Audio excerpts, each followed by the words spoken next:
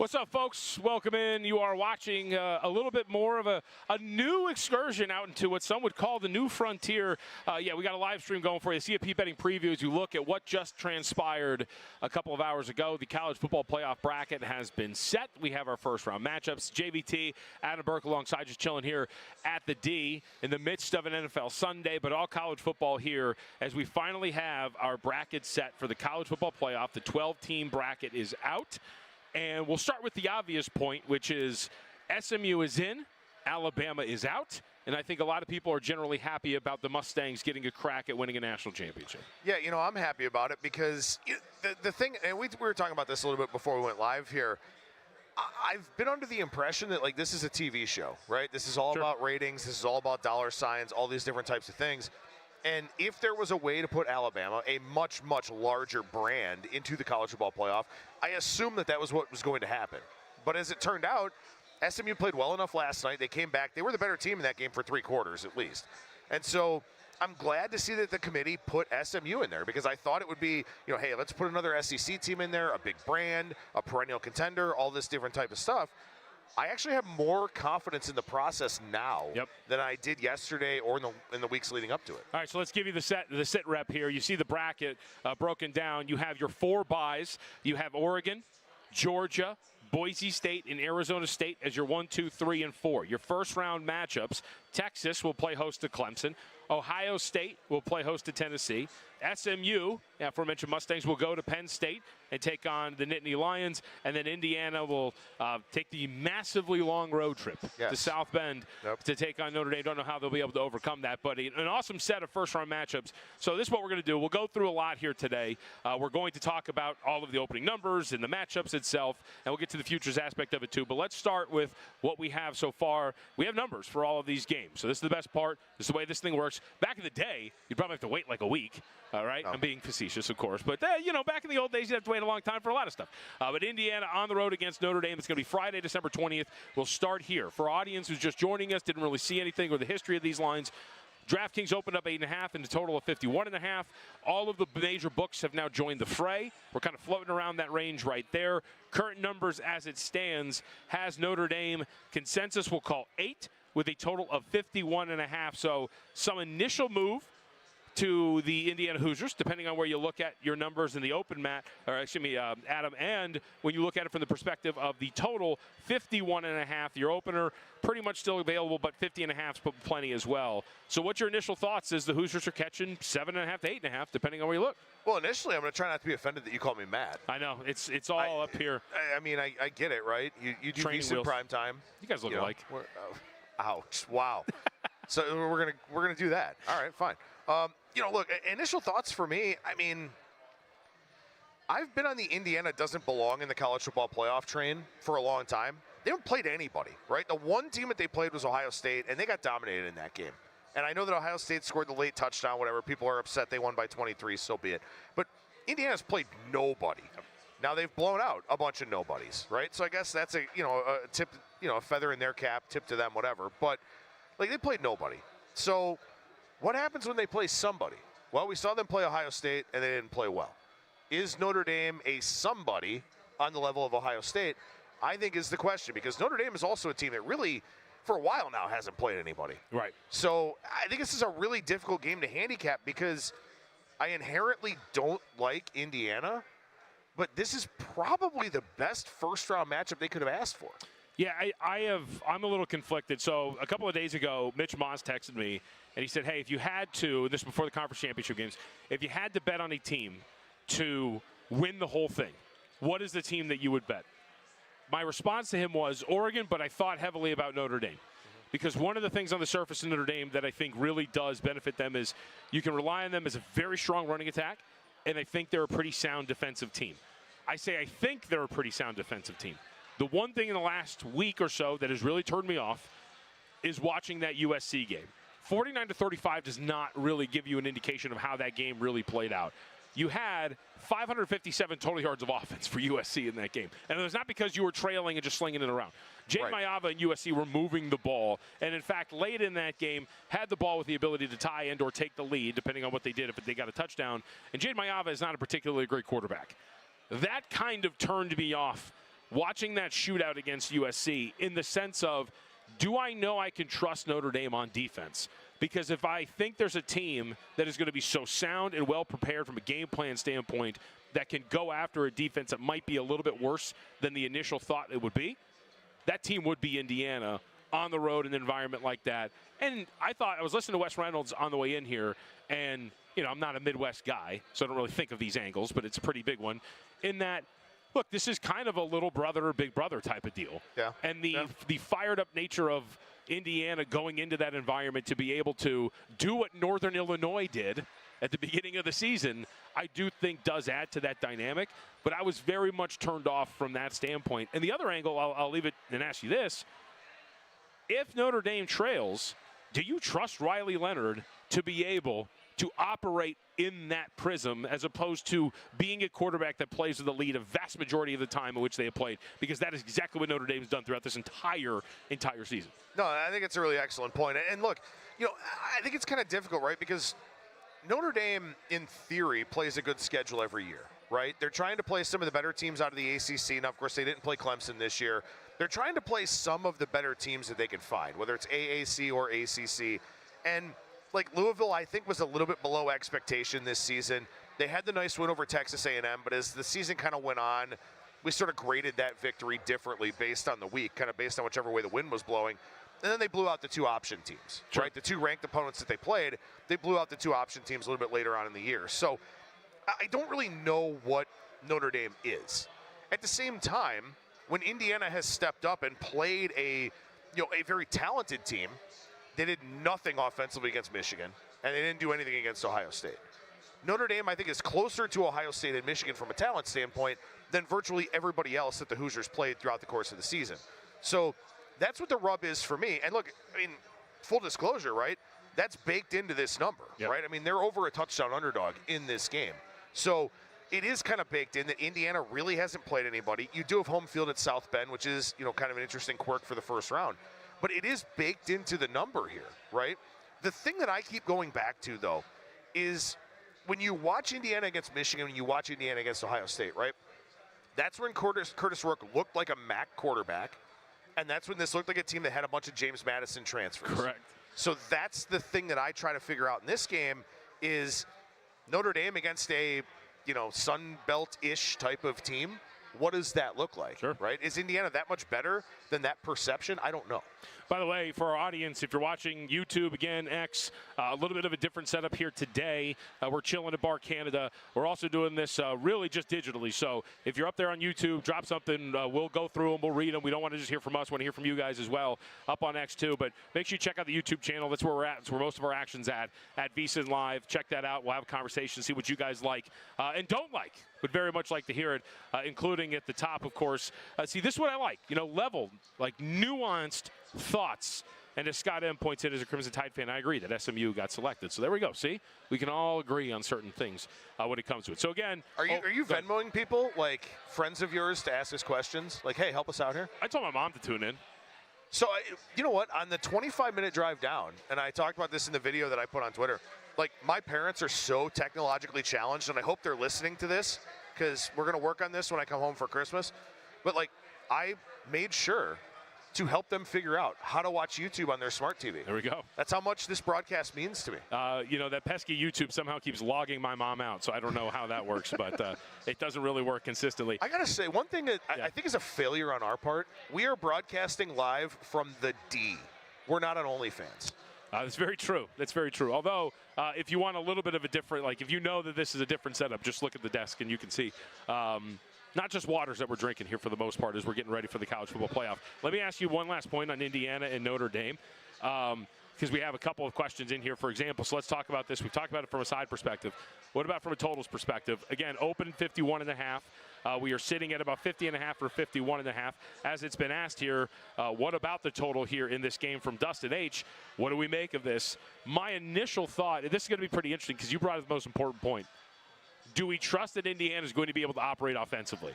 Because I don't like what I saw from Notre Dame, but that's also the last thing that I saw from Notre Dame. And I don't want that to cloud my judgment too much. And for our audience, look, I covered Jade Mayava part-time when he was out here. I saw him up close.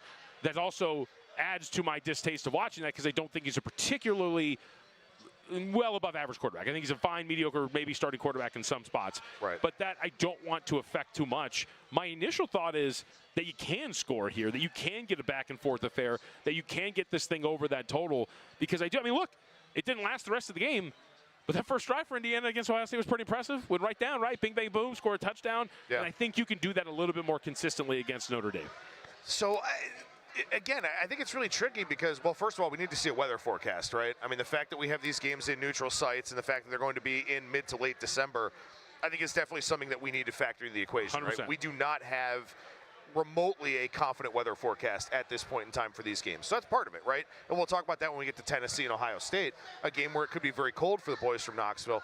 But the one thing I will say, and I think this kind of negatively impacted SMU yesterday when they played Clemson, right? They got down early.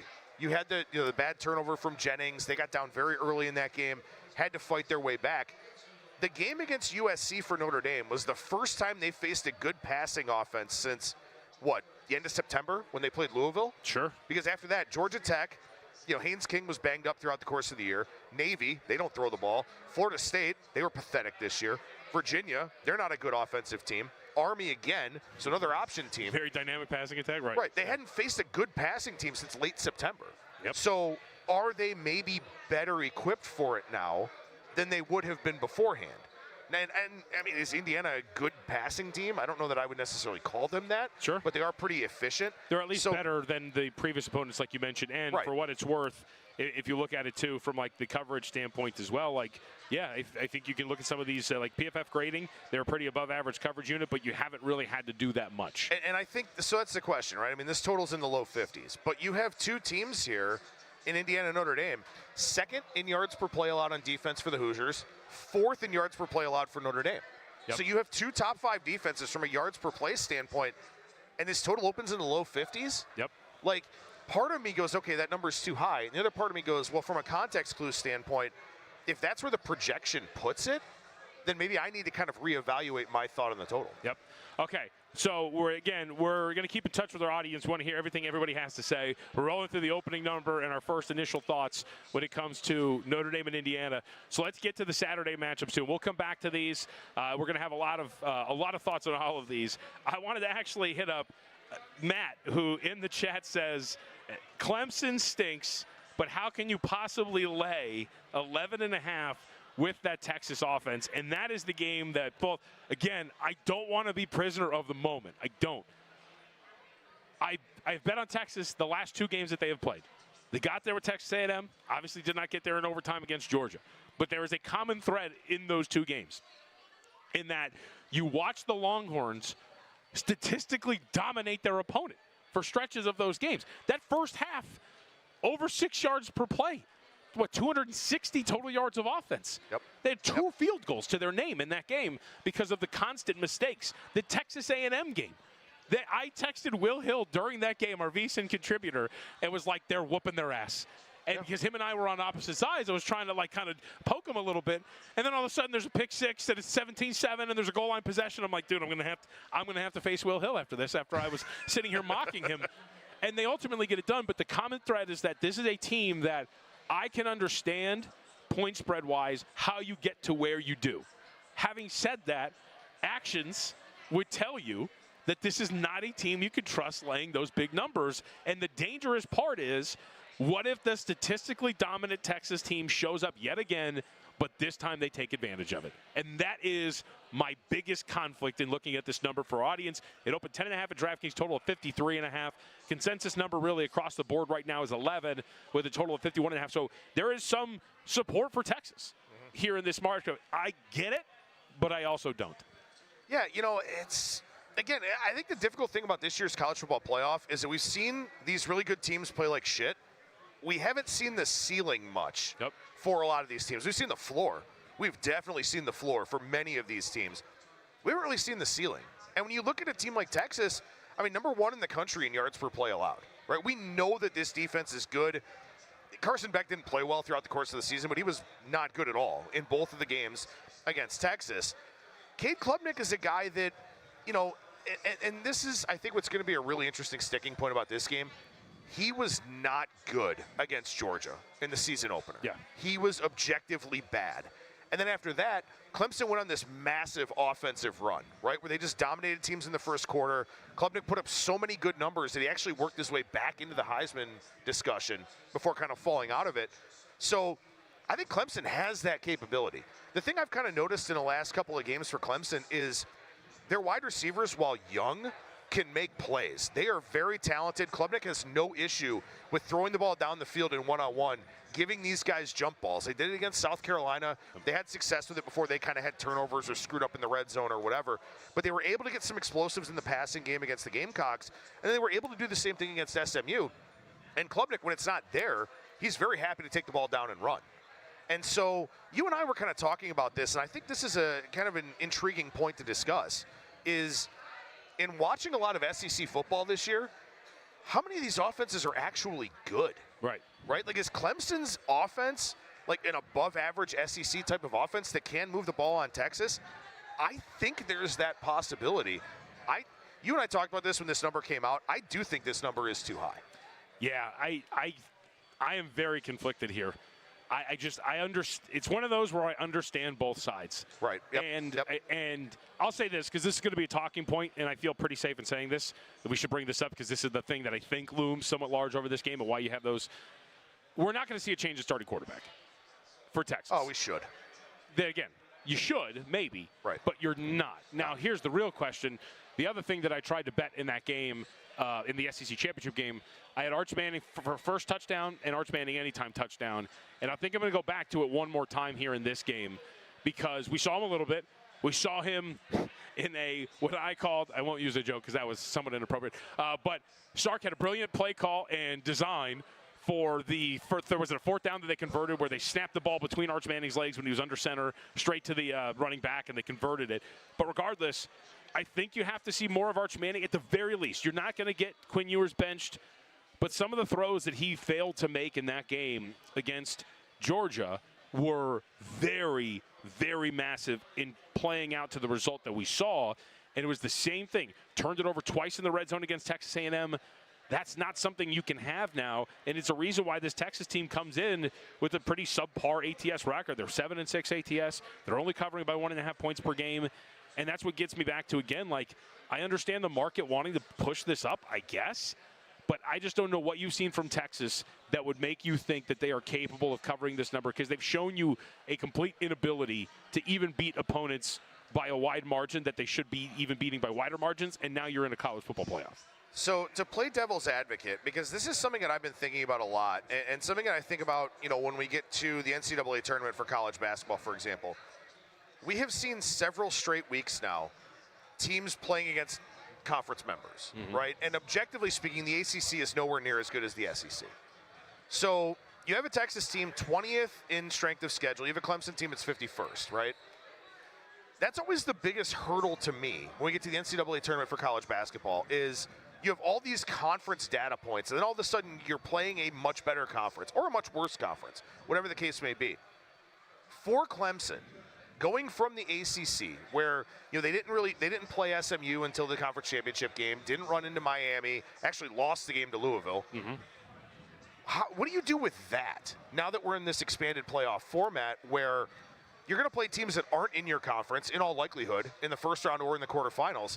How do you make that adjustment for Clemson, right? Because we know they're a national championship contender, but they're also a team that has maybe benefited from playing in a weaker conference. Yep. Now they take on Texas from the SEC, who, for better or worse, I mean, Texas, it had some hiccups, certainly, but also they're playing better teams week in and week out. So how much of that, you think, influences where this number is? I think it's part of it. I think it absolutely has to. And we should know, too, the other aspect of this game is this is the most notable move by my observation is the total. We saw this open 53.5. We are down to now 51.5 in multiple spots. We'll probably see this tick down maybe a little bit more. Texas has been a very strong under team. 8 of their games have gone under the total, and that depends on what closing number you use for the total. So right now, 52.5. Again, some spots are as low as 51.5. That's what I'm also pretty fascinated by is how this game plays. Again, like it's an interesting dynamic to watch this line, not move by much, but still go from like 10.5 to like 11.5 in multiple spots and watch the total go down to 52, 51.5. I just don't know. Like, so maybe you're expecting, and I look, the thing that I trust most about Texas, their defense is great. Their defensive line is fantastic. But they get in low-scoring games for a reason, right? Like, you look at their last 2 games that they have played, Texas, that is, they haven't cracked 20 points in those 2 games. And you could say, you look at it and you go, well, they know they're facing good quality competition. Yeah, Texas A&M and Georgia, sure. But, look, Clemson is a solid defensive team in its own right. And I don't trust that they're not going to shoot themselves in the foot. So it's pretty fascinating to see this total get knocked down the way it is. Yeah, no, I agree with that. I think that's something that's going to be worth watching, especially because I think – you know, the dynamics of the Clemson program have been kind of fascinating to watch over the last 2 seasons, right? You know that Dabo Swinney doesn't use the transfer portal. For better or worse, he's decided not to do that. And this is a team that definitely needed offensive line help and could have gotten it through the portal, and maybe things would have been a little bit better for them throughout the course of the season, and maybe in that game against Georgia as well. But last year, Dabo did a lot of bitching, it felt like, or at least throwing Garrett Riley under the bus as offensive coordinator, right? And then this year, awful performance against Georgia coming out of the gate. Their first impression was not good at all. Then it's almost like he let Garrett Riley cook throughout the course of the season. So that's the thing that I'm kind of interested to see in this game is what Garrett Riley is able to put together where I think you trust Cade Klubnik, right? We've seen a lot of games throughout the course of the season where you've had head coaches or offensive coordinators not trusting their quarterbacks in really big spots, in really big games. I don't think Garrett Riley has that problem. Yeah. And again, the guys that he has on the outside, while they're not portal guys, while they're not necessarily experienced, they're remarkably talented at the wideout position.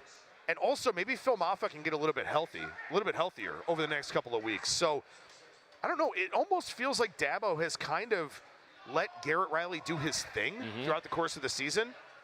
But then this also begs the question, right? Clemson loses to Georgia, lose to Louisville, lose to South Carolina, and then beat SMU largely because of what they did in the first quarter of that game, not what they did throughout the full game. So there's also that question, right? And so it's so challenging with these college football playoff teams because we'll call it parity, right? Maybe it's just the portal and the dispersal of talent and all of that, but there have been so many Jekyll and Hyde performances week to week and within the course of the game for some of these teams, and Clemson and Texas are at the top of the list for me. Yep. Really quickly, somebody in the chat asks, who should Arizona State root for? Winner, of course, goes on to take on Arizona State. Right. I mean, wow. By power rating, Clemson is the beatable team. Right. I mean, you are in a situation where, I mean, Clemson is a double-digit dog against Texas, right? So you have to root for Clemson. Right.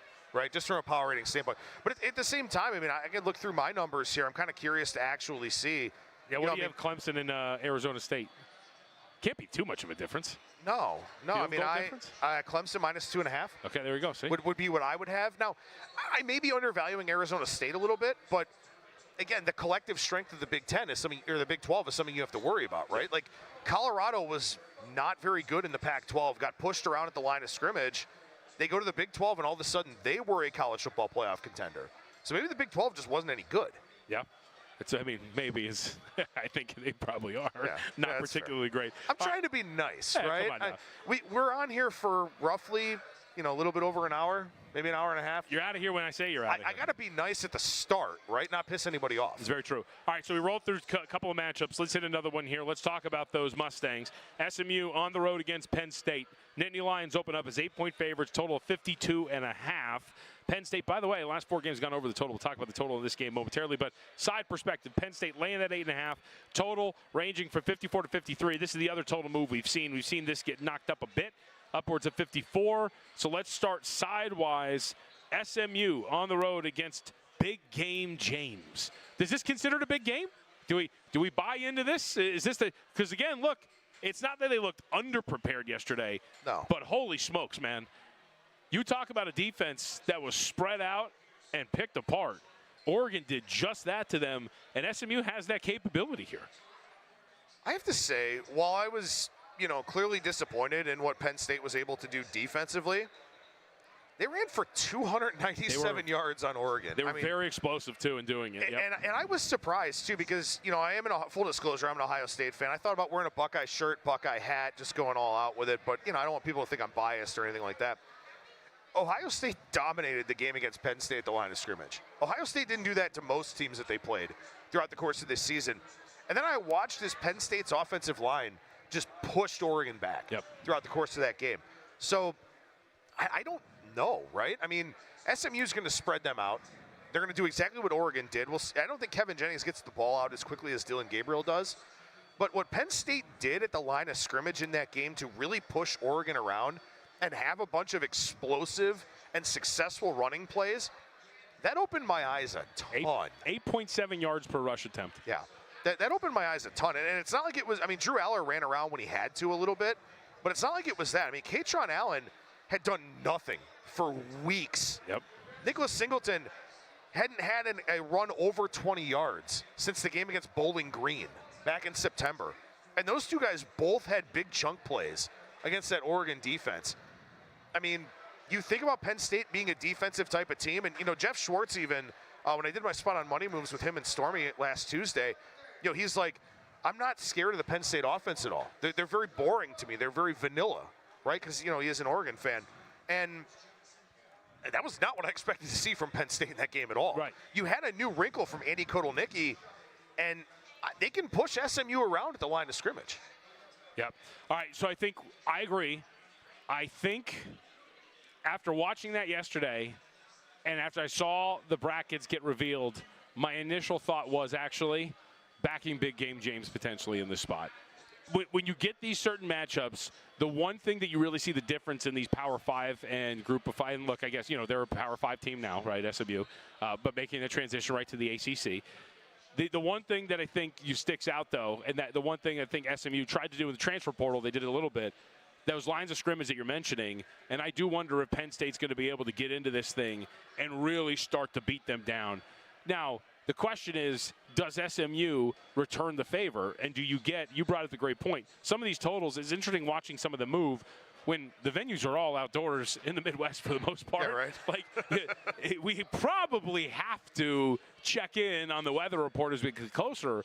But my initial thought would actually a low scoring, like, I think Penn State wants this to be a low scoring lopsided affair as opposed to a shootout, because if it's a shootout, SMU is operating their offense the way they want to. Regardless of what the result is, if this is a higher scoring game, SMU is at least running the offense they want. No, that's a really excellent point. And look, I mean, you know, I kind of talked about it in the context of Clemson, right? They did nothing against Georgia's defense, and then they were in non-conference play, but then kind of rode this out into ACC play where all of a sudden the offense looks really explosive. The ACC just doesn't have good defensive teams. And except for yesterday's performance from Penn State, where, I mean, Will Stein was just cooking. I wish Ohio State would fire Ryan Day and hire Will Stein. But that was a situation to me where I don't think SMU can do the same thing to Penn State that Oregon did. Right? So, you know, you're talking about a guy in Brashard Smith, ran for 6 yards a carry. SMU really kind of pushed a lot of teams in the ACC around. Kevin Jennings is a mobile quarterback, this and that. I don't think they can do that against Penn State. This is a spot where I think most of the favorites in the first round kind of appear vulnerable to a degree. This is the favorite I like the most, and I hate James Franklin in big games. But to your point, like, is this a big game? SMU is not a top 5 caliber team. Yep. Matt checks in the chat on YouTube, says SMU has dudes on the D-line. Their real struggle is in the secondary. But Penn State isn't great at wide receiver. They're alive if they can handle the conditions. And that last point is a very strong one, which, again, is right now, we can check in on the 10-day Doppler if you want. We're still not even there. Right. Yeah, we're still not even there. So we still have quite a bit to know what those conditions are going to be exactly by the time we get to that game. And to the point about the dudes along the defensive line, I'd agree. They did a good job at adding depth in the offseason. I'm really curious to see, though, if this all of a sudden dominant offensive line shows up and is able to bully that front. Well, and you know, this was another scenario to me where SMU was finally playing somebody. Right? Yep. Like, Pitt just fell off the face of the earth late in the year. SMU ran really good for several weeks in a row. I mean, their best win on the road at Louisville. And then they run into Clemson, and they looked kind of unprepared, really, at the start of that game. But then Rhett Lashley and his coaching staff adjusted well throughout the course of the game. James Franklin's a bad in-game coach, right? We know that. That's definitely been a thing for a long period of time. They always have some kind of special teams F-up or something like that. So that's kind of the question that I have is, how does this game start, right? It's an early kick in Happy Valley. It's going to be cold. Whether or not weather is a factor more than that, we don't really know. But does Penn State jump out early? Yep. And if so, does SMU have to show kind of the fortitude that they did yesterday?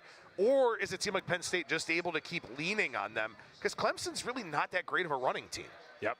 All right, so we need to get to this, and this ties into a question we have in the chat, and I think this is a very great point when you look at it, which is the matchup of this offensive line for Ohio State versus the front seven and the defensive line for Tennessee, which is going to be pretty fascinating to see. Really quickly, we're going to chat with our friend Grace coming up in a moment, but just to set the scene, because this is the last game we haven't got to, Tennessee at Ohio State. Ohio State opened up 7 with a total of 46.5. We now are sitting at 8 at multiple spots, 7.5 at others, with a total of 47 or 47.5. We'll get into the deep dive of that coming up here momentarily. But let's get ready and let's get some other opinions on this, because it's not just us. We need to get everybody's opinions on what's happening here. So Grace is alongside. Grace, I think look, we're checking out something different here. We're new. I don't even know if I can see you or not. But let's just start with this. Initial thoughts: SMU is not in, or excuse me, is in. Or Alabama is not in. How the bracket shakes out when that got announced. What were your initial thoughts on what we saw for the CFP bracket for the first time? Well, in terms of SMU versus Alabama, I thought the committee made the right decision there, because if you reward a team for sitting out their conference championship and then dock points on a team that makes its conference title game, that is just setting a horrendous precedent. But my qualm the whole time was Alabama versus Ole Miss or Miami. I thought Ole Miss had the much better strength of record, strength of schedule, and I was informed that we would not be talking snubs on this show. If I had known, I would have shown up in my Hottie Toddy sweatshirt, because that is who I had several preseason futures on this season, as well as Miami. So I thought those were a little bit more egregious than the whole Alabama conversation, but the fact SMU is in, I think that's the right call in this scenario. Yeah, like I said, I think I'm impressed that the committee went with SMU over Alabama, because I always felt like this was about dollar signs and ratings. And I don't know that SMU really brings you that, but it gives me more faith in the process, especially in the first year here of the 12-team playoff. Yeah, you have to remember, this is a made-for-TV product. And for a while, I thought, if Colorado, if they make the Big 12 championship game and lose it, they might find a way to get 2 Big 12 teams in, because, of course, they want Coach Prime in prime time. But, yeah, so I'm with you there. I was impressed. They left Alabama out because brand name is definitely a thing here.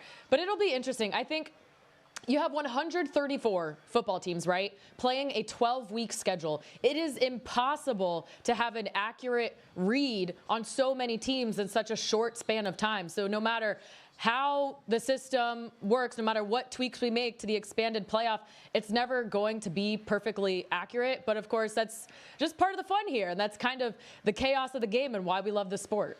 No, I would have done it perfectly. I'm great at everything I do. But let's. You don't want to hear the details on that. Let's go to SMU Penn State. Dude, you just squeezed a line into your own eye. I did. But you're great at everything you do. That is the dangers of everything. I squeezed my lime into my drink, and then it got squirted into my eye. All right, SMU Penn State. Grace, I know you got something here. 8.5 is the consensus number with a total of 53. What do you make of the Mustangs now that they're in by the hair of their chinny chin chin?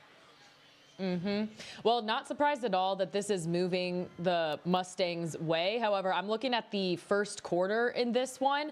Penn State, for whatever reason, they're asleep in the first quarter and then just wake up in the second. They're 66 in first quarter scoring, and then they skyrocket to third nationally in second quarter scoring. Of course, they're playing an SMU team that is lightning fast in terms of tempo. They ranked 19th in the country. Penn State is a slow team here. So what I'm envisioning here, SMU gets the ball first. If they're able to get a stop on Penn State in that first quarter, they'll have at least 2 first quarter possessions here. They could come out with a win in that first quarter. So I'm kind of interested in playing them on that first quarter money line, plus 170. In terms of the full game line, like I said, I'm not surprised at this. It was 9.5, I believe, at the open, and it immediately, like within 10 minutes of opening, was steamed down to 7.5. Penn State is so interesting, and I heard you guys talking about big game James, or I guess small game James. They don't beat elite teams, but they beat the teams they're supposed to. Yep. So when you're looking at this bracket, SMU and Boise State kind of fit the bill for those teams that they're supposed to be. And you look at their offense in the regular season scoring over 35 points a game, almost 7 yards per play, and then they run into Ohio State, 13 points down to 5 yards a play. But then you get to the Big Ten title game, put up 30 points against Oregon. You're definitely feeling good about yourself. I'm not sure if that's more of a bad mark on Oregon or a good mark on Penn State there. It does give me a little bit more confidence in Penn State, but either way, a great draw for them here. I just think the first quarter play has been an interesting bet for SMU all season long. So a little sprinkle on that first quarter money line is what I'm looking at. Yeah, real quick. I was on with Will Hill yesterday on Live at Saturday. He had SMU to score first in that game in the ACC. And a lot of that was the logic. And the logic, too, Grace, was the fact that when they win the toss, they actually tend to accept it. They don't defer. They actually want the ball to score first. Right. Penn State, if they win the toss, will probably defer. So there's a pretty good shot that you're going to get the first possession if you're SMU, and then you go from there. So it's a great angle, and it's one that I was going to steal from Will. But, of course, you had it now, too, so I can't do it. Haha. Great minds. Great minds think alike. And I got to say, I kind of feel like in watching that game yesterday, like SMU looked scared to start the game. Yes. It was the first big game that they've actually played in, and really the biggest game that Rhett Lashley's ever coached in. I sort of feel like now you lose the game to Clemson, you get a second lease on life, right, by still being in the playoff. I don't know. I'm not going to say you're playing with house money going to Penn State. That's not really the mentality, I don't think. But at the same time, I think it is an opportunity for them to maybe look to try to start fast here. Grace, speaking of the team that SMU lost to, Clemson, they take on Texas here. We've been talking about this game quite a bit because on the surface, this line feels really big, right? Is that your initial thought? Yeah. And how are you breaking this one down? I expected it to be 10.5, so I wasn't too surprised on that. However, I heard you guys talking. I don't trust Texas to cover a number that big at this point, especially with Quinn Ewers. I just feel like that collarbone injury he had may have changed the trajectory of his career because he just does not have the same zip on the ball that he used to. But this is a really interesting spot because remember all season long I never said this, but it was definitely a conversation that 5 seed might be the most valuable spot in this bracket just because of how the seeding works out and who you're going to face there. I don't think we anticipated this. Clemson is not who you expected to see in that 12 seed. And then you have Arizona State, which can hang points on anyone. So this is a really difficult 5 seed. Nick Saban said something yesterday that I thought pretty much summed up Texas pretty well. He said, if Steve Sarkisian stays ahead of schedule, he's unstoppable. The only way to stop them is to get them behind the sticks. And what happens yesterday? Georgia comes out 15 tackles for loss. They have 6 sacks. 4 of those came in Georgia territory on first down. And that was really where Texas lost the game in that first half because they had drives of 48, 64, 56, and 51 yards that end in an interception, field goal, missed field goal. So long drives that end in 6 total points. And then, of course, Kirby is great at second half adjustments. So that's where Texas lost the game. However, all that being said, my play for this game is the under 53.5. I put a half unit on it, but it has been bet up a point from 52.5. So I'm curious to see if maybe the public gets this up to 55. Then I'll come back and put the next half of my unit on that under because I still think there's a perception that these are 2 high-scoring teams, and I never pay attention to trends, but I think this is significant. Clemson's totals this year are 3-8 to the under. Texas totals are 4-8-1 to the under. So both teams on a down-to-down basis, good, but once they get into the red zone, especially Texas, not good at all. And even Sark said this morning on the playoff show, he wishes he would have used Arch Manning in more packages in the red zone and to get the run game going. So a lot of interesting things here. However, I think the under is the best play at this point. Also, a really cool side story in this one is it's a rematch if you follow recruiting news. Cade Klubnik versus Quinn Ewers is a Texas high school football rematch of the state championship game. And Texas safety, currently Michael Taff, intercepted Quinn Ewers in that game. So cool little backstory there. Really quick, to your point about the total, we're actually as low as now 51.5. I'm looking right now. let's see, for Clemson Wow, and Texas. And actually, one spot, Superbook has 51. So it is heading in the direction that you at least expected it to at this point right now on the screen. All right, to that point really quick before we get off this game, because I know you got thoughts on Georgia. To the point of Arch Manning, so in the SEC championship game, I went first touchdown, anytime touchdown with Arch. I'm going to go back to it again. What do you expect from him? I mean, more goal line packages? Like he's got to do it, right? He's got to find the end zone in this one like he did against Texas A&M. Yeah, and I especially feel like as the field gets shorter, Quinn Ewers gets worse. Right. And I really just think it comes back to his health. I don't have any confidence in him right now. And you look at the 2 losses to Georgia, they were able to force him into turnovers. And in these low-scoring games, I mean, this is not going to be a low-scoring game, but, I mean, we're playing the under here. But turnovers, I mean, that could be the game, you know. Arch Manning, gosh, I don't know. That's so tough because I don't – It's a tough position to be in if you're Sark because you have to manage egos. And, of course, he knows the entire country is watching this quarterback battle. And he even – remember he sat Quinn Ewers? I forget which game it was now. But he sat him – It was Georgia. Before halftime. Was it? Yep. Okay. Just to get him settled down.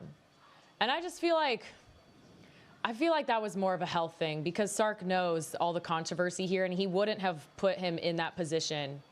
So maybe we'll see. Maybe we'll see Arch get more playing time here, and I don't know. I don't know what his reasoning will be, but it can't hurt. I mean, I think there's more upside to Arch at this point. All right, so speaking of Georgia, I know you got thoughts on the Bulldogs. What do we do here? And also the question, the thing that looms large is who their quarterback will be when they finally take the field.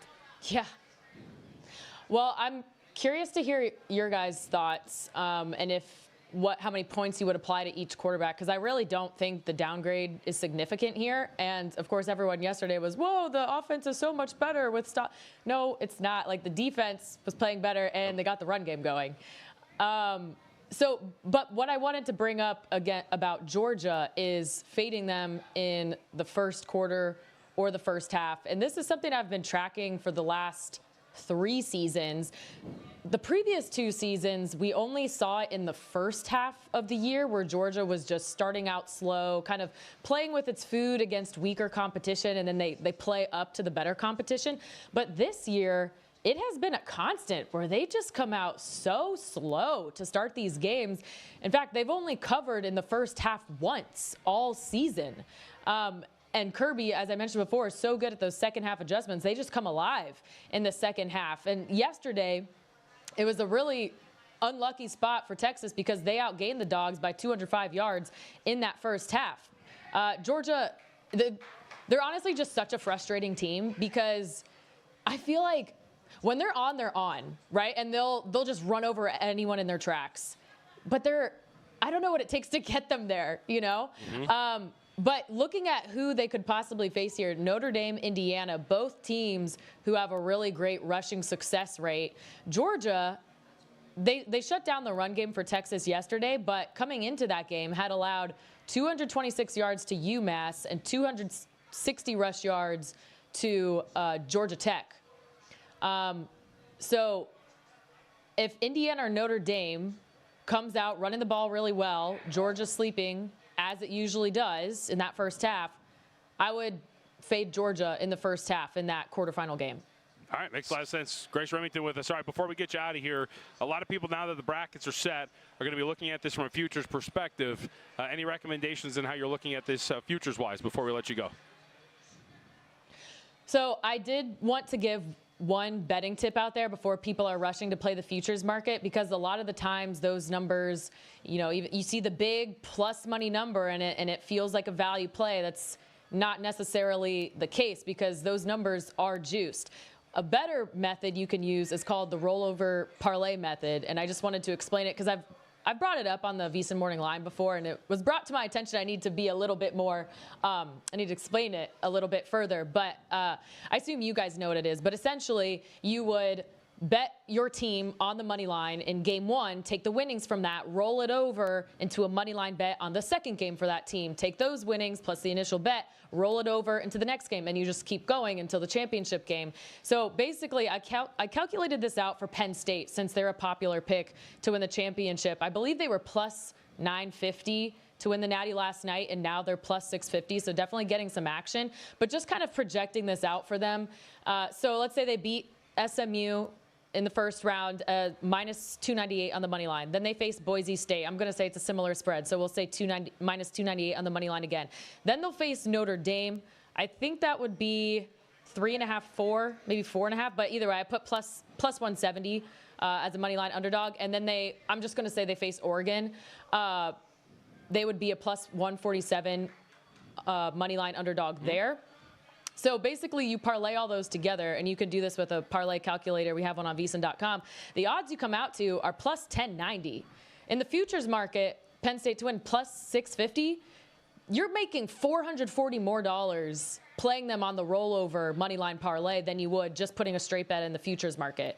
So whoever you like to win the national championship, just keep that in mind. Go calculate it out in a parlay calculator to make sure you're actually getting the best value you can. Yep. Well, it's the payout. It's also if Drew Aller gets hurt after round 1, round 2, you also get to get out of it, and that's the most important part. Built-in hedges to stop betting it. That's actually one of the most underrated parts about it, too. All right, Grace, we appreciate it. Thank you very much. We know the NFL is on, so we'll let you go. Check that out. And again, VSiN Morning Line with Grace and Harrison. That'll be at you at 4 a.m. Pacific. I'm a Pacific guy. I go Pacific first. 7 a.m. Eastern. Grace, thank you very much. Appreciate it.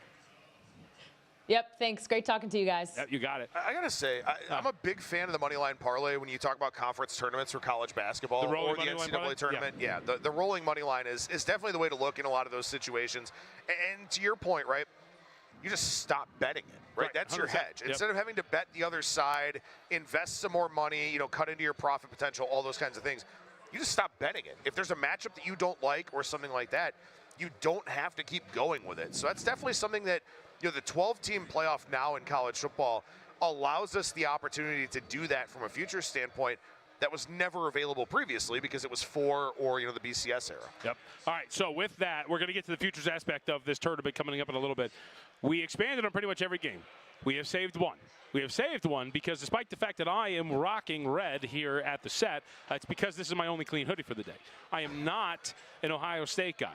That would be the guy to my right, who is also an alum of Akron, the Zips, the wonderful Zips. That's right. Which grew up not in the college football playoff, by the way. No, and might not be outside of maybe, I think Luke DeVasta, one of our producers here, is a massive NCAA college fan on the sticks on Xbox. So I think he might have gotten him in at least at one point. All right, there you go. I'm going to read this. This is from the chat here on YouTube. Again, we're up on YouTube. We're up on X. So if you want to drop a comment, we'll read it. We'll read most of them, all right? We'll relax on some of the other stuff. A-Train JVT. That's a good nickname for you. Please discuss the horrible matchup for Ohio State versus the Vols defensive line. Current number right now, Ohio State, 7.5, 8. 8 we'll call the outlier numbers. Only a couple of shops have that. 47.5. This is the most fascinating part about this game.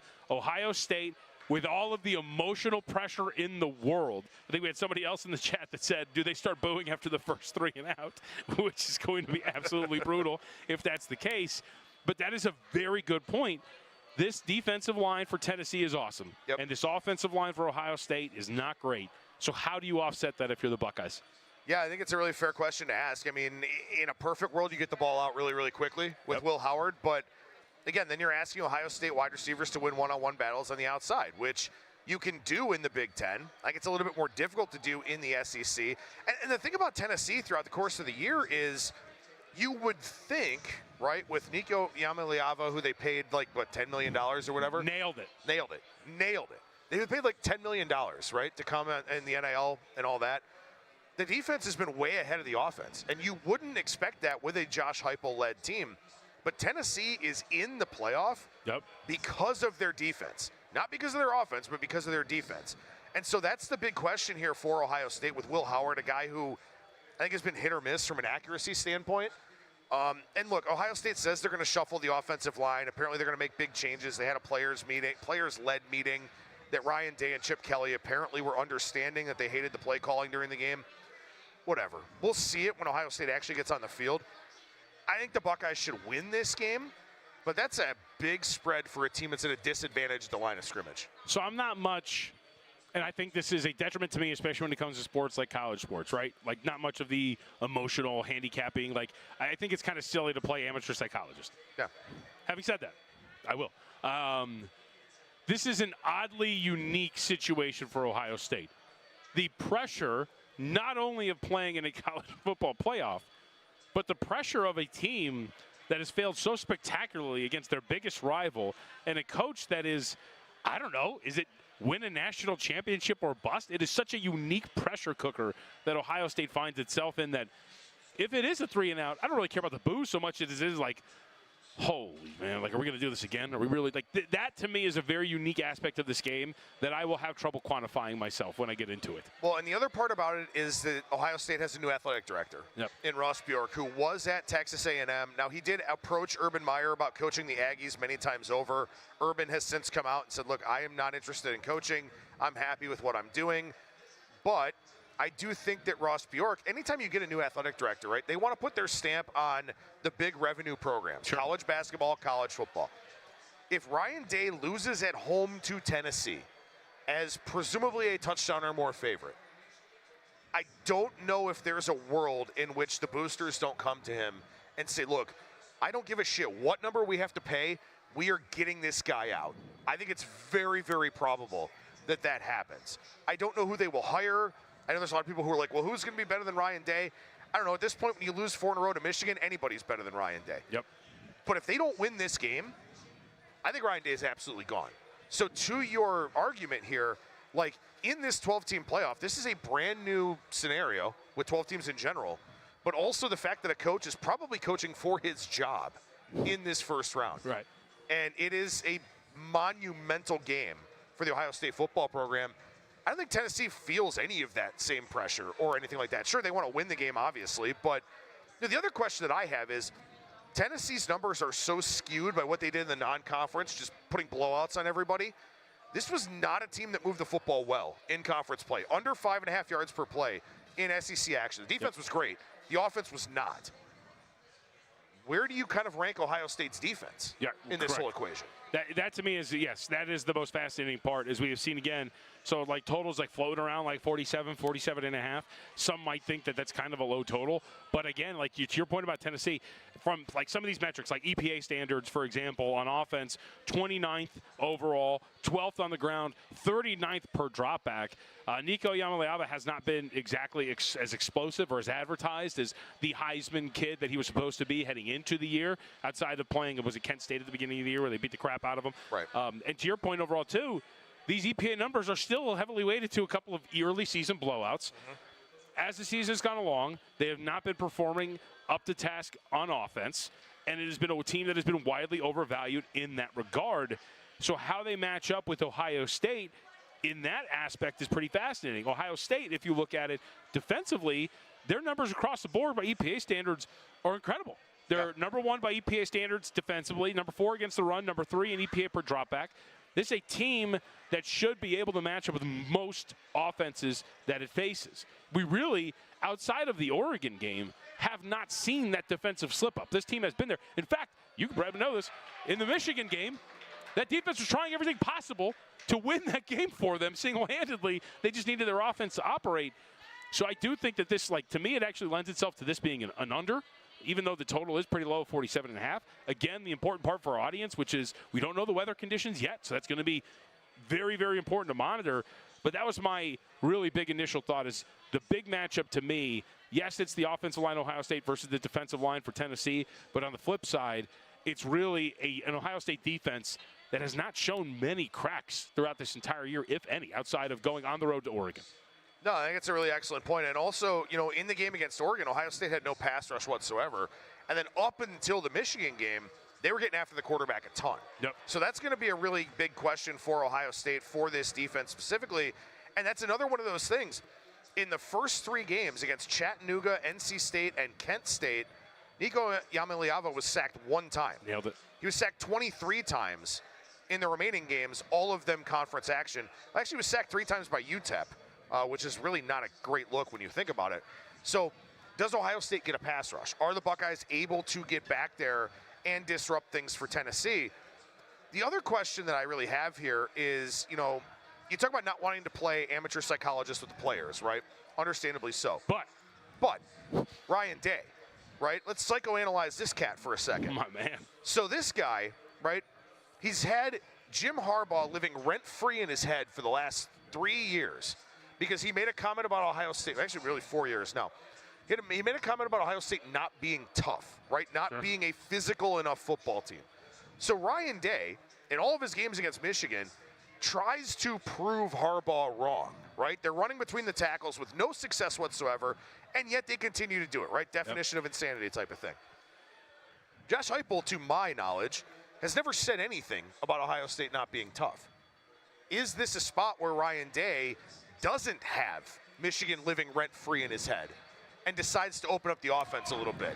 Can he get Chip Kelly to buy in with that? Chip Kelly, who Ohio State people on the message boards and all that, if it's on the internet, it's clearly true. Chip Kelly looking for other jobs and all these kinds of things was, he was distracted going into the Michigan game. I don't know if that's true or not. Right. But what I know is Ryan Day has to change his mindset. Chip Kelly has to be convinced to change his mindset. Does this actually work against Tennessee? I think it's a very good question. This, to me, the off-field stuff, obviously, this is the most fascinating one, that everything looms over what this is. And you had a throwaway line when we were talking about this earlier, which was, how do the boys from Tennessee fare going up there to Ohio? Right. And playing in winter weather. How does that actually look for this team? And especially with the way that you want to operate this offense. Right. Like, that's the other part about that is so fascinating, is how much, and for all of these games, how much weather is going to impact each and every one of these games outside of, like, Texas, right? The game in Texas, where we've seen sometimes it can get, but you're talking about Ohio State, Penn State, and Notre Dame all as host teams in the middle of December right now. And not only that, I mean, I don't know what it means necessarily, but that Tennessee-Ohio State game is the game in primetime. That's an 8 o'clock game on Saturday. Yep. So it's just going to continue to get colder throughout the course of the game. And, I mean, does that impact Tennessee? I don't know, right? Tennessee is a team with Josh Heupel. They want to play with tempo. They want to get up and down the field on offense. They want to have no huddle. They want to get to the line, make sure things are moving quickly. Does the cold kind of slow them down? If so, does that benefit an Ohio State front four that doesn't consistently get pressure? All right, so we've hit on a lot of these, and actually every single one of these games. Let's zoom out now for a second. Grace Remington was with us earlier. She brought up the great point of the rollover parlay. Let's eliminate the betting aspect for a second, and let's just look at this bracket as a whole. As it sticks out, which path sticks out to you the most? Because I think there is one that you immediately circle. I mean, to me, I immediately circle Penn State. It has to be, right? It has to be. Which kind of pisses me off as an Ohio State fan. Like, I get it, right? Don't lose to Michigan, but also Ohio State beat Penn State, right? And they've the playoff committee and the lack of transparency in this entire process. So much of it is narrative based. It doesn't seem like a whole lot of it is really metrics based. Like, Ohio State wins over Penn State, right? Yes, they lost to Michigan. I'm fully aware. I will never forget what happened in that game. But they get Tennessee, who's a pretty good SEC team, and then a rematch against Oregon. Yep. If they're able to win that game. And I'm kind of shocked that the committee wanted a quarterfinal of Ohio State and Oregon because, like, we already saw that game. It was a great game, but we already saw that game. Like, I kind of figured maybe there was a chance they'd put them kind of on that 6 or 7 line maybe and give them, the opportunity to make a little bit deeper of a playoff run. But, yeah, I mean, it has to be Penn State. It's got to be, right? I mean, and to because I drew the ire of Boise fans when I called Boise a rinky-dink town, which I like Boise, by the way. Still up for debate. But regardless of your thoughts about the city of Boise, town, sorry, the path is not so much about being anti-Boise. It's about not playing the Big Ten or the SEC until you get to the semifinals. Yeah. If you're Penn State. I mean, you would beat SMU. Theoretically, your path would be ACC, Mountain West, and then whatever comes out of the trio of Indiana, Notre Dame, and Georgia. And by the way, Georgia's quarterback is hurt. Yeah. And we don't exactly know what Georgia, who has looked pretty poor at times throughout the year, we're not exactly, at least I'm not, chalking up a Georgia semifinal appearance if it's Notre Dame or Indiana, whatever it is. So there's theoretically a path for Penn State where you don't face an SEC or another Big Ten foe until you get to a championship game. Well, and if you get there, obviously. And I would also say, I mean, not that Penn State would be an easy game, or SMU for that matter, for Arizona State, but, man, Clemson and Texas on the 12-5 line, and Arizona State was a team that I thought looked thoroughly impressive And I think everybody thought looked thoroughly impressive during conference championship weekend. Whereas, I mean, again, Boise State plays in the Mountain West. I'm sorry, but they play in the Mountain West. Like, Ashton Jeanty is an elite level player, absolutely, but they play in the Mountain West. And so you don't need to say it as many times as you are. I'm going to continue to say it. They play in the Mountain West. Did you know that they play? Look, and for Arizona State, I mean, again, the Big 12 is not as good as it was. Sure. They won a major conference, and they looked pretty damn good in doing it. They should be the 3 seed. No, they beat the crap out of Iowa State, man. And Iowa State took money in that game. Iowa State closed the favorite in that game. Flip back, yep. And that money was dead ass wrong in that game. Yep. Yeah, I think it's hard not to look at the two little quads right there, right? The Clemson, Texas path through potentially Arizona State, and again, too, we talk about Arizona State health-wise as well. Yeah. The Cam Scata, both like one-man wrecking crew, can that continue to be for Arizona State? And look, you know, you talk about the lack of transparency in the process, right? I mean, the game that Arizona State lost to Cincinnati was the game that Sam Levitt missed. Yes. And Sam Levitt was damn good throughout the course of the season. So it's like, you know, did they hold that Cincinnati loss against them and putting them on the 4 line? Because if so, they've kind of said like, oh, you know, well, we'll take into account that quarterbacks were hurt. And you know, it's just, that part is really frustrating to me. So it's interesting when you look at this, and we talked about the rolling parlay and all that kind of stuff, the rolling money line parlay. In a tournament setting like this, where we're at right now, it just benefit you more to do that, right? You can hop out whenever you want. If there's an injury for your team or whatever it is, you generally get more for your payout.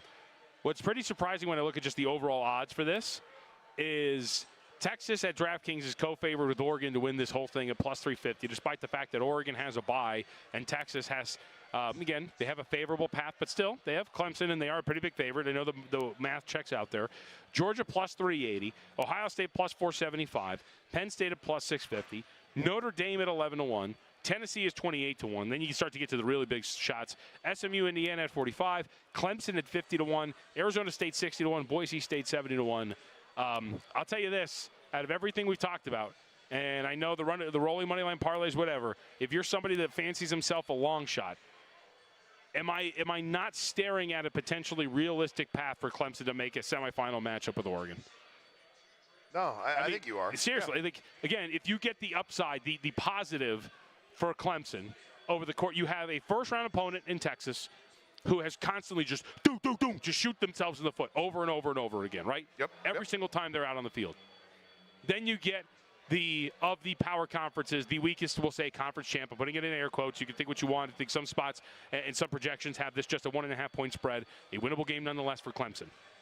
And then after that, again, you're in the semifinal with Oregon. And if you're sitting on your 50, 60-1 with Clemson, it's an opportunity to make some money. But a path to a semifinal matchup with Oregon is not the most unrealistic thing I have seen in my life. No, I don't think so either. I mean, you know, I kind of alluded to this when we were talking with Grace. You know, Clemson looked prepared, right? Clemson's played in a lot of big games. That is the other part. Throughout the course of their program history. I'm not saying that Texas hasn't, but Arizona State hasn't, right? So if Clemson is able to get into that game in the Peach Bowl, you know, I mean, I think Clemson is very much live in that game, to say the least. Not only that, I think Clemson's a favorite in that game. So that's kind of the interesting thing to me. Whereas if you had an SMU, yeah, they're closer to home, you know, Dallas to Austin. But if you had an SMU in that game, right? I talked about this already. Rhett Lashlee, this team started really slow, right? Indiana's never played in a big game from a college football standpoint. Yep. So you have a Clemson team that is not going to be overwhelmed by the moment. And I realize that's kind of a narrative-based thing, and you and I are both people who deal a lot in the stats and the metrics and all these kinds of things. But, like, you've got a very experienced quarterback in Cade Klubnik. You've got a pretty good Clemson defense. It's not as good as the previous Clemson defenses when they were a national championship team or winners, stuff like that. But there's just nothing that greatly excites me about Texas's offense. And in an ugly game, which is what this could be, Clemson's very live to me, despite what that line would indicate. All right, so we're hitting on some of these teams. We haven't really hit on a ton about the buys. Let's go to a team like, we'll hit on them one by one. First off, Oregon. As you watched Oregon in that Penn State matchup, you mentioned that the thing that stuck out to you the most was the fact that this explosive runs for Penn State were there. What's pretty interesting, did it cause you to lose faith in the Oregon Ducks to the point where in a matchup, coming fresh off of buying some time off, whether it be Tennessee or Ohio State in a rematch, that they would be in a spot to lose that game? Because they were, look, you don't do this in games. an extra 60 seconds, 30 seconds in that Ohio State matchup, you probably lose that game potentially if you're Oregon. Yeah. It wasn't exactly a runaway is my whole point there. Or should we be worried about Oregon defensively after watching what Penn State did to them in that neutral site setting? I was certainly worried. I was very worried. And honestly, I mean, I don't know that it worries me if Oregon plays Ohio State, right? Because Ohio State has struggled in coverage. They've had some issues in the secondary throughout the course of this season, and we've talked about it already. The offensive line is bad, right? The offensive line is just objectively bad, especially with McLaughlin out now with that torn Achilles. Oregon's likely going to win a rematch if that does come to fruition. Now the line will be quite small. These are two teams that have been power rated 1 and 2 for me throughout most of the season, or at least 1 and 3, something like that. So the line will be really small. Tennessee, I think, becomes really interesting because as the questioner, or as the person who asked the question about Tennessee's defensive line against Ohio State's offensive line, Oregon gets the ball out really, really quickly. Very quickly, right? We saw that a ton in that game against Penn State, where that kind of neutralizes one of the things that Tennessee does really, really well on defense. And I don't know that Tennessee's offense is all that good. So if I'm Oregon, I don't know that I'm necessarily all that worried about either team in that game. Now, certainly you'd rather play Tennessee because it will be a closer line if Ohio State wins that game. But I think Oregon actually is set up pretty nicely here for whoever comes out of that 8-9 game. Boise State? Boise State's a fascinating case study. They beat up UNLV on Friday night. Yeah, they did. Haj Malik Williams, quarterback for UNLV, did not play well. Looked like the environment affected him pretty strongly. There were a lot of negative plays, pre-snap penalties, whatnot. This is also still the same Boise State team that we saw in a one-possession game with Nevada, in a one-possession game with Wyoming, late in a one-possession game with Hawaii. Not a team that is, I think, instilling a lot of confidence, and you're going to get the winner of SMU Penn State most likely. Penn State, as it looks, I think you're probably going to be live to potentially cover, but win the game outright. I just don't know if I really see it, especially when Maddox Madsen has made some good throws, including in that conference championship game. Outside of that, if you can somehow shut down Ashton Jeanty to make him inefficient, not completely irrelevant, it's tough for me to find a realistic path for Boise State to really make some noise. So I think the thing that's really telling about Boise State here, they're 71st in the country in yards per play allowed on defense, 5.61, right? They are second in the nation in sacks with 51. So this is a team that, despite having over 50 sacks throughout the course of this season, they've given up a bunch of yards per play. Yep. You're not going to get those kinds of sack numbers against these college football playoff caliber teams. I think Boise State is in a world of hurt here. Ashton Jeanty is a great player. Maddox Madsen's a guy who's played well for the most part against Mountain West competition. People will cite the game against Oregon, right? That's going to be kind of what people try to rally around in terms of Boise State in this college football playoff. I will be honest with you. I don't care who wins between SMU and Penn State. I think either one of them beats Boise State. Yeah, either one of them. Either one of them. That's strong. I think SMU very much stretches them out. Kevin Jennings is able to avoid sacks with his legs. And as I just talked about, if Boise State doesn't get to the quarterback, they are giving up yards. And I don't think they can get to the quarterback in either one of those games. I think either SMU or Penn State beats Boise State. I like it. All right, we'll wrap with this. And again, we appreciate everybody tuning in. We have our YouTube channel. You want to go up there. That'll be stocked up there, lock, stock, and barrel. You can catch anything you want to. We'll have I'm going to speak a little bit out of pocket for our Boston, but I think we'll be doing stuff like this a little bit more in the future. Georgia, our last bye here that we haven't hit on before we get out of here. What do we make of their chances? Does it rely on the health of Carson Beck? Gunnar Stockton provides like a little bit more athleticism and some stuff there. Having said that, and maybe with preparation it gets a little bit better, I saw Gunnar Stockton that was like one read and run. Yeah. And I don't think that bodes well in the big picture. Maybe in a first matchup after a bye, you can take on Indiana and or Notre Dame. But again, Carson Beck hasn't really played that well. Grace brought up the point when she was with us earlier. Point spread wise, point difference between the two at this point. Like it just, for a conference champ after a slug fight there in the SEC or slugfest, I don't feel great about Georgia, but their path, at least in the initial matchup and overall, doesn't seem that daunting until you get to the semifinal in a projected Penn State game. Yeah, it really doesn't look that daunting at all. And look, I mean, I think that now that you're going to have some additional time to get Stockton acclimated to the offense, he is 3 inches shorter than Carson Beck, right? So this is not going to be a pocket pass type of situation. Yep. He is a smaller guy. He's 6'1", Beck is 6'4". You can talk about Beck and the decisions he's made and his accuracy and all that all day long. But Stockton's not a guy who's going to stand up in the pocket and throw the football down the field. So Georgia's going to have to change the offense a little bit here. Is that something that they can find success with? They certainly have plenty of time to do it. They don't play till January 1st, which is the benefit of having the bye, the benefit of winning that football game. But they will have to reimagine and reinvent this offense a little bit, where I don't know that they've had the same level of wide receivers this season to create separation and all those different types of things. With that being said, I don't think Indiana has any chance of beating Georgia. If Indiana knocks off Notre Dame, I don't think they can hold up in the trenches. I don't think athletically they're able to compete with a team like Georgia. Georgia will be in the backfield all day long like Ohio State was, and Georgia's a better defense than Ohio State when it comes to getting after the quarterback and pressuring him. Yep. So if they play Notre Dame, then I think it's a little bit of a different story, right? I still don't know, as weird as this is to say 12, 13 games into the season, I still don't know what Notre Dame really is, right? I don't know what Notre Dame's ceiling is. We know their floor. They lost to Northern Illinois. I don't know what their ceiling is, right? But I think that's a much more difficult matchup for Georgia by a large margin than playing against Indiana would be. But to your point, right, let's say they get to the semifinals and it's Georgia versus Penn State. James Franklin can't beat a top 5 team. Correct.